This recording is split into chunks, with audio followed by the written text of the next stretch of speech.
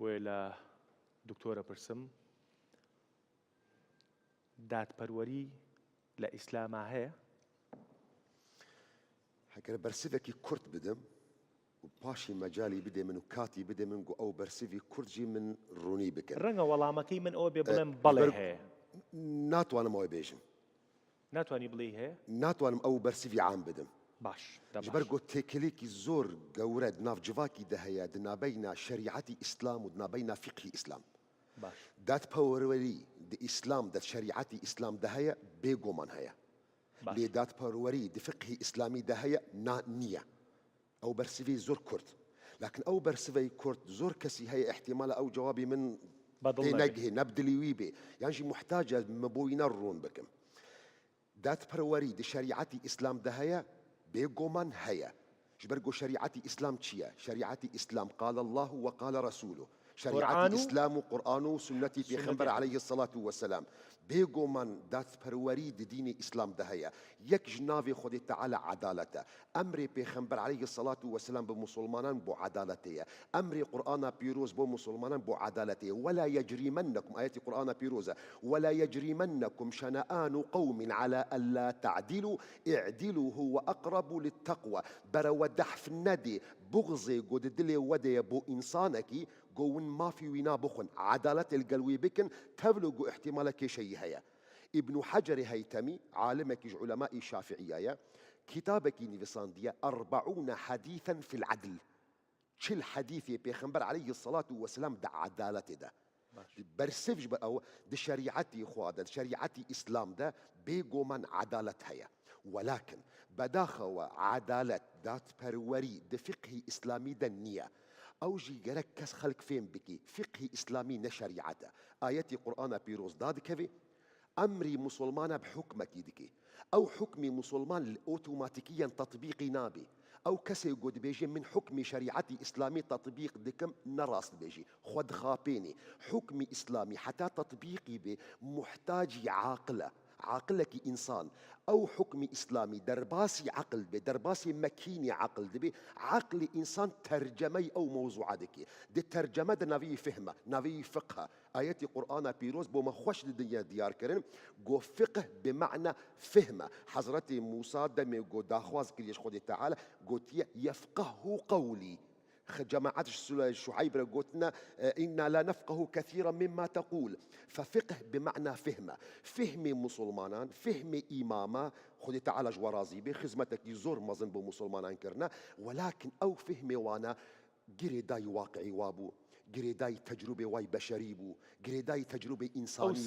أو سردمه بو أو يك أو مبدأ نبو إسلامجي أو مبدأك يا عامة فرقك يزور قورها ينا بين مبدأ ونابينا تطبيق مبدأ. ما يزاك استال دنياي فكري شيوعيتها شيوعية فكرك تموافق بالقلت نموافق بالقلت موضوع أكيدية. ولكن فكرك تطبيقي أو فكرة زور جداب تطبيق اتحاد سوفياتي قد صالي نطيدة أو أنما نابينا فكرة شيوعية من بردوامكم يكسانية نابينا فكرة شيوعية للصين. علمانية جي فكرك مبدأك تطبيق علمانية لتركيا علمانية ديجي الدين بو. بينما تطبيق علمانية لأوروبا حيادية بو. عين مسألة جي مسيحية تميز بك مسيحية فكرك مبدأك تطبيقي وينال سروي عردي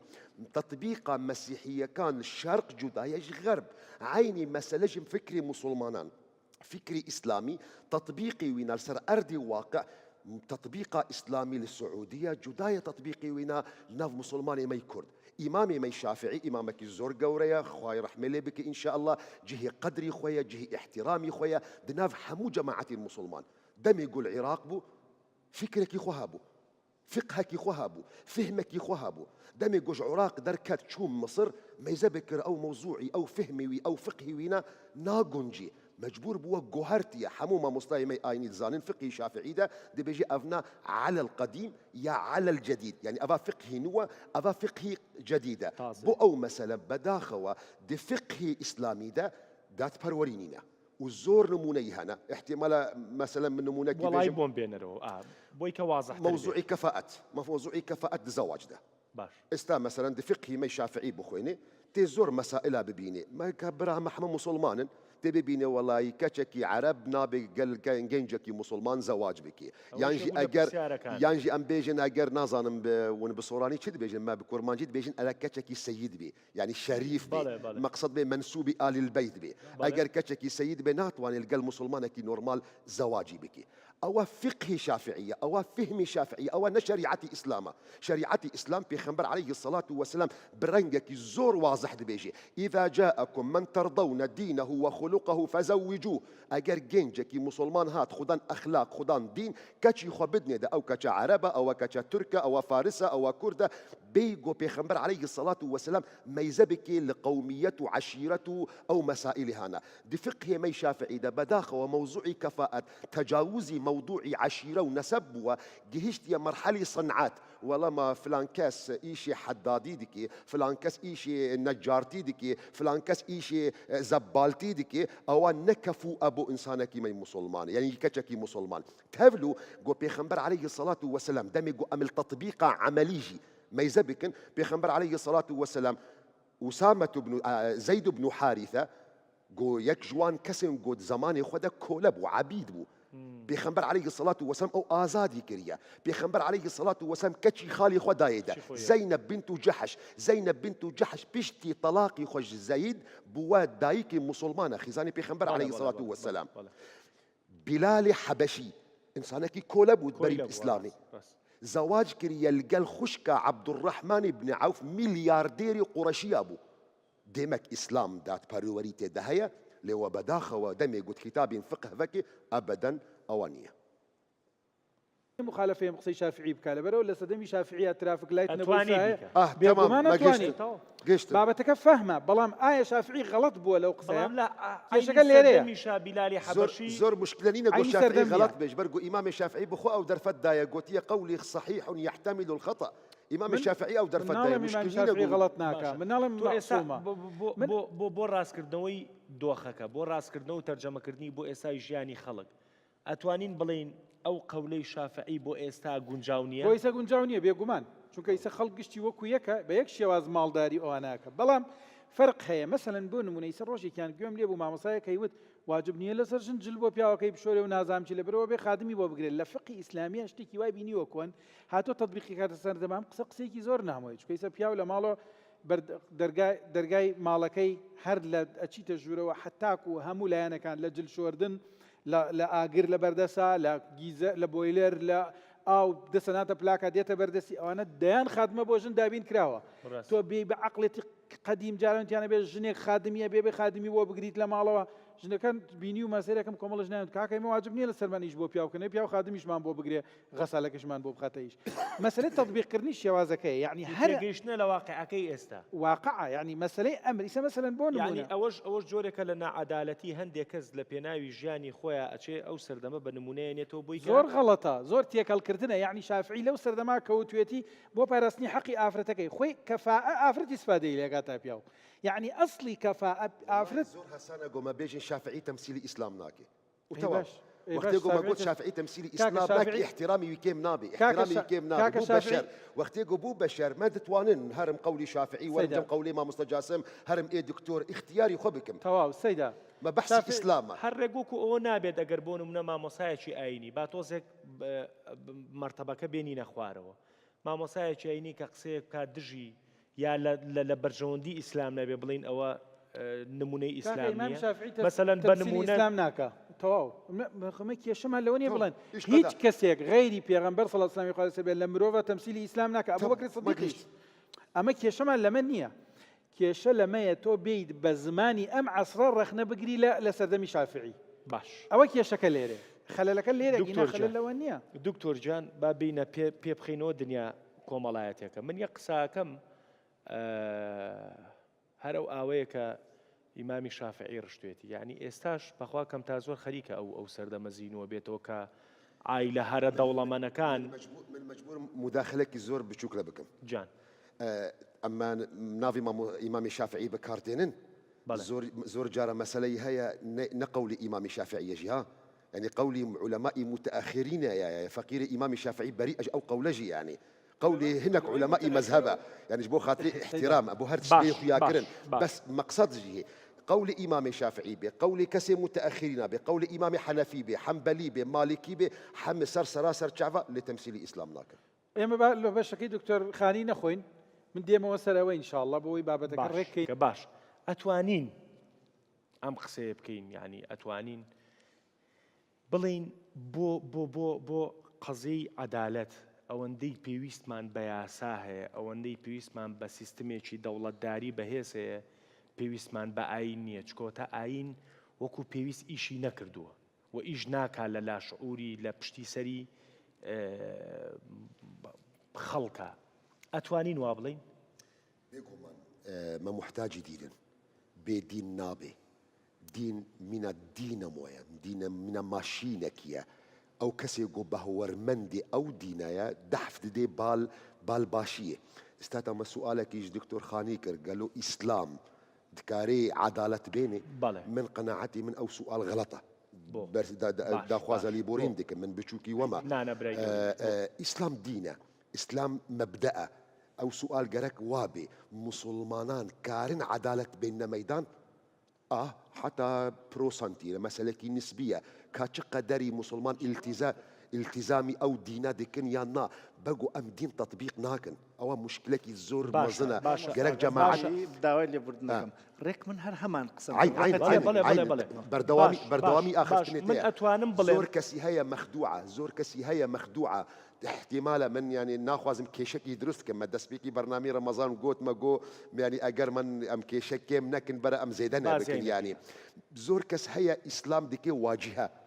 انه او اسلام واد بيجي اسلام واد خوازي اسلام واد كناكا كاسلام ونا بيجي تو واد خوازي فكري تا او واد خوازي منهجي تا او واد خوازي عقلي تا او واد خوازي ترجمي تج اسلام را واد خوازي بدليل من أوا إثباتي من أوا استأذوا ما مستجاسم يعني من أجر إسلامي شيء عربي استشوار بم إسلامي شيء درجة يقبم بله أبي عادل بم أبي دات برور بم راستا جارك توابي من واب جارك جبير نكا أو نقطة بيت جبير نك جارك توابي ولكن تطبيقي ونا واقع إسلام داخواز ديكي هرتشت ما ينبغي أن يكون تشتي جو جارك ببي أما تطبيقي عملي تابعي إمكاناتي تيا تابعي واقعي تيا ما زور كس هنا ما زانم أو باشية بس حظوظي نفسي من قبولي ناكي إمكاناتي من قبول ناكن كوملقيه قوم من تيدا قبولي ناكي فكري قوم من تيدا ما زور كس قبول أما مبررني نامو أو مبرر غلط أو مبرركي غلطة ما جرك توعية بكن استا من دزانم يعني نل باشوري كردستان الروج آفا يجي كردستان يجي هيا لباكوري كردستان يجي هيا استا ديني إسلام فهم تكن قوم مذهبي شافعية أجر تخارجي مذهبي شافعي دركتي وكأنه تخارجي إسلام دركتي كاكا إسلام إمام شافعي مسطرة إمام شافعي تاجي سريمية ما غلام إمام شافعينا ولكن إمام شافعينا إسلاما مزور مسائل فقهي هنا جمتين خوستن وعيتي درست بكن جكسن مسلمان را كاكا فقه نشريعته فقه فهمي إمامه قابل جو صوابي قابل جو خطأ بي إمام الشافعي جي أو درفت دايا قوتية قولي من بهورم من قناعتي خدا من بهورم قولي من راسته وقناعتي مدى قولي ما مستجاسم ممكنة غلط بي باش ما متى بارحال بابي نسب برسيارك نازم توتشي باش من برسيارك أو عدالة استا موجودة اشترى بد ما خويا كرنا في مسلمانة بيستو دولتي عربا عدالته كرد سري خوراكي داخوازي دولتي خوابيكي داخوازي كردستان بكي تشمسية اسلام خراكر تعدالة خراكر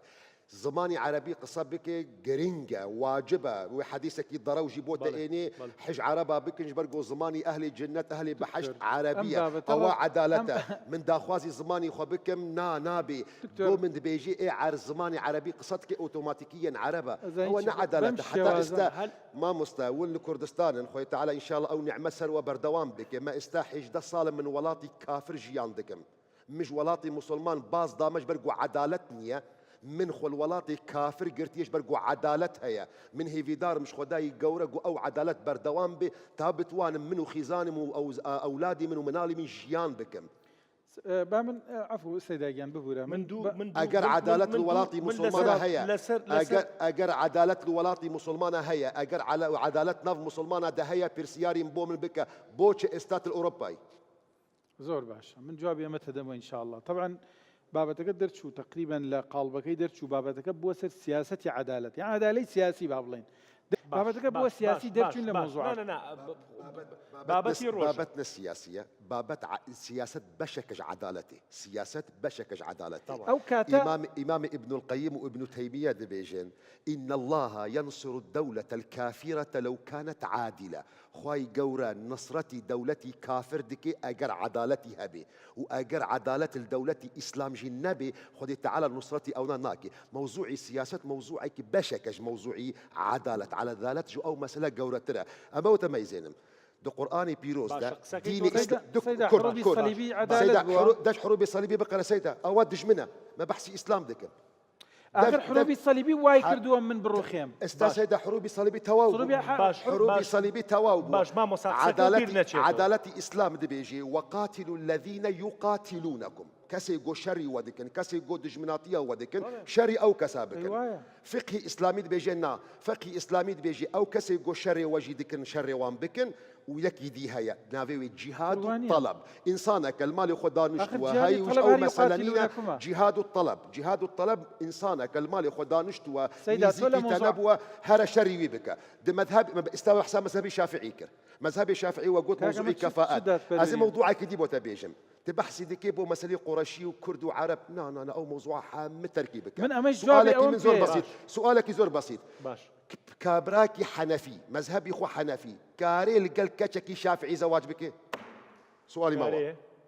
أبيت برسف بدم وشي نابي ازي برسف بدم جميع كسر قول ما جهدار بكن هارن فقرن كتاب الفتاوى البزازية على هامش الفتاوى الهندية دي بيجين نابي بياوكي حنفي زواج بك القلكتشكي شافعي إلا قياسا على الكتابية وكي جنكي مسيحي جهولة ميزابكي والله سيدة باشا دسخش سيدة والله تله بالله هركس المجهدار بك كتاب شابكير يهر اللي فقرن كتابك معتمدة فقه حنفيدة باشا تواو كتابك أو أنا إسلامها أوفقها إسلام ديني عدالته إسلام أو أنا قلت يعني آخر بابتك دسخش بزور باشا أم بابتاني طبعا بروي بدأ أقوالي فقهية بقى الرئيسي كيسل لنا وكردا لناو برسيارك دكتور يا مولا ببورە منیش گوێگرم ئەم بابەتە لە دادپەروەری دەرچوو طبعا بابەتەکە باس لە بۆست بابەتێکی سیاسی لە مۆزوعەکە نه سیاسی نییە دەردی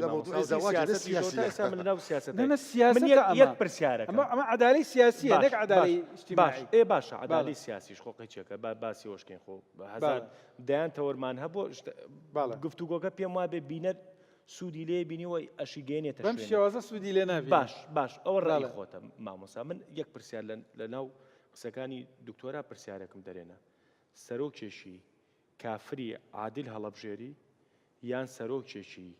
ناعادلی مسلمان ئەوە سیاسەتە هەردووکی ئەوان سیاسەتە بزەبت باش جاری وای ئەگەر بزانم مسلمانەکە تەطبیقی ئیسلام ناکە بۆ من کافرەکەی بۆ هەڵەبژێرم کافرە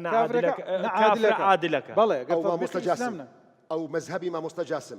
مەذهبی فقهی گەرەک قوڕەشی بێ يعني اگر اسلامي شي نعادل الله بخير فقه اسلامي داون كرد ايش وغلام بن فقط لا غير اخر وانيا ايش سراكاتيه ايش عربايه ليه عربا قشتي قرشي سيدا من تصور يمكن دكتورات لفقه هاي بل سيدا متوانم نقاشي بكم سكيتو او بو هر كسي بيجم استا خوي تعالى ان شاء الله ملتي ما يكرد حفظ بك ان شاء الله ناموسي خداد شرفي خداد عرضي خداد ولكن بري كان صال مصيبتك جورها تسري ما داعشي اريشي ملتي كرد كر باش حتى استاجي داعشي حتى قدرك هيا بوخ سؤال بكن بوچه هر خليفكي جوتي سر ايش داعش جرك داويا وينا القرشي به جبر قلت فقه ده دي بيجي الأئمة من قريش حديثك يضروا صار زماني بيغمبر عليه الصلاة والسلام قلتنا باش دو قسم بوب كسي ثانية من أقول عدالة بريتيا لويكا برنامج 50 دقيقة دانشين بيكو 3 دقيقة بدرت هيك باقي هيك 3 دقيقة باشه برو داي 3 دقيقة كان كبزام كان يقسم أقل من 3 أو تعريف عدالة من 3 دقيقة ما بوبتو أو من أو برنامج حردانا بسيني دو قسم بوب دين إسلامي دين كمالية قناعتي مدى الحمد لله قوم مسلمان ولكن مسلمان قالك تيبقى فقه إسلامي ندينة فقه إسلامي تراثك بشرية أو تراثي بشري نكنا ديني خوا دسكان خوش ودا بيجم دو توزك دانا بو آخر آخر تەواو بەخواوە تەواو تۆزەیەژم دەی فەرموو